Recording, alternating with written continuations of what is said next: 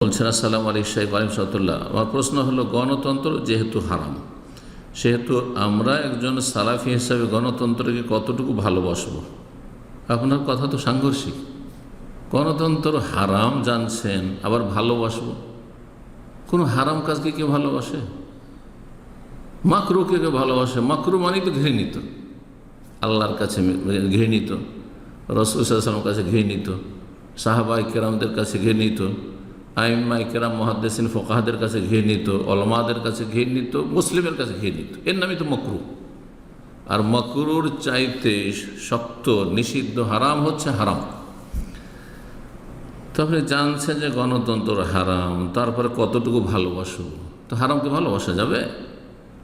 নিজেই বোঝা উচিত। জি, আল্লাহ সঠিক বুঝদান করুন। হারামকে ভালোবাসা এটা হারাম, যেমন হারাম কাজে লিপ্ত হওয়া হারাম, তেমন হারামকে ভালোবাসা হারাম। হারামে যারা লিপ্ত তাদেরকে ভালোবাসা হারাম। জি, যতটা যার মধ্যে হারাম রয়েছে, পাপ রয়েছে, ততটা পরিমাণ তাকে ঘৃণা করতে হবে। সবচেয়ে বড় পাপ হচ্ছে শিরক, কুফর, নাস্তিকতা।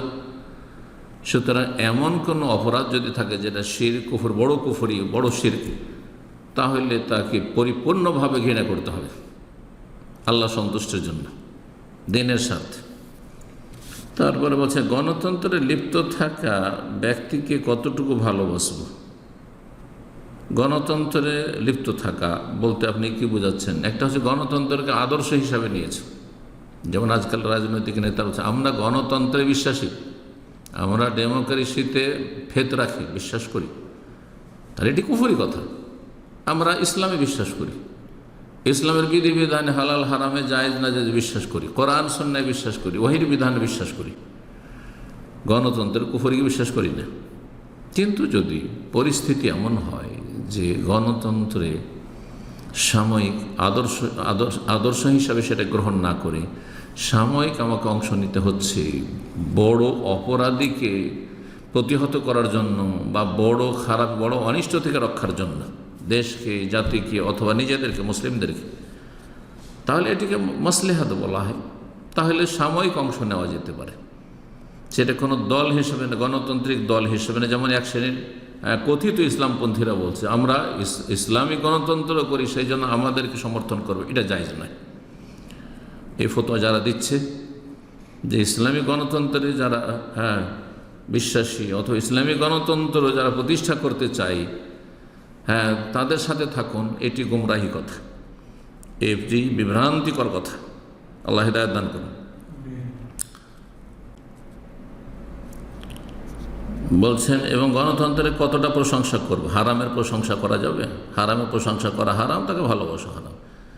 আবার এই হারাম গণতন্ত্রে লিপ্ত থাকা ব্যক্তির জন্য আমরা শহীদের মতো, এত মহান শহীদের মৃত্যুর দোয়া কতটা করতে পারি?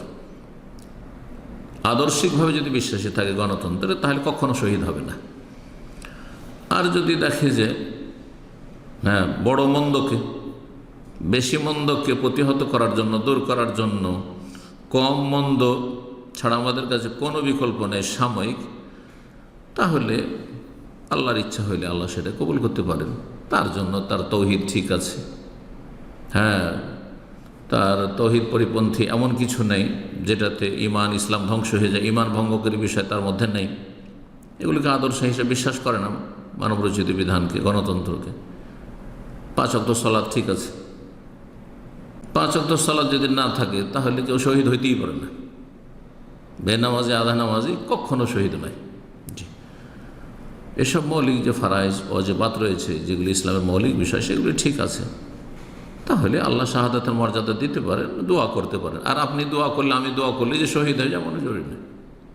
গোটা দুনিয়া যদি দোয়া করেন, আল্লাহ বলেন যে না, এ শহীদ হওয়ার যোগ্য নয়, তাহলে সে শহীদ নয়। জি, আর শহীদের সার্টিফিকেট দেওয়ার অধিকার একমাত্র তার ছিল যার কাছে ওহী আসত, রাসূলুল্লাহ সাল্লাল্লাহু আলাইহি ওয়াসাল্লাম। অন্য কোনো ব্যক্তির এই সার্টিফিকেট দেওয়ার অধিকার নেই। কোনো সাহাবিও সার্টিফিকেট দেননি, কোনো ইমাম আবু হানিফা, শাফি, মালিক, আহমদ কাউকে সার্টিফিকেট দেননি অমুক শহীদ, না, জায়েজ নয়। আল্লাহর কাছে আশা করি তিনি শহীদ হবেন, আল্লাহর কাছে দোয়া করি যেন তার শাহাদাত কবুল হয়। এটা বলা যাবে যদি সর্বনিম্ন ঈমান ইসলাম টিকে থাকে। জি। বড় কুফরি না থাকে, বড় শিরক না থাকে, ঈমান ভঙ্গকারী বিষয় না থাকে, 5 ওয়াক্ত নামাজি হয়। জি।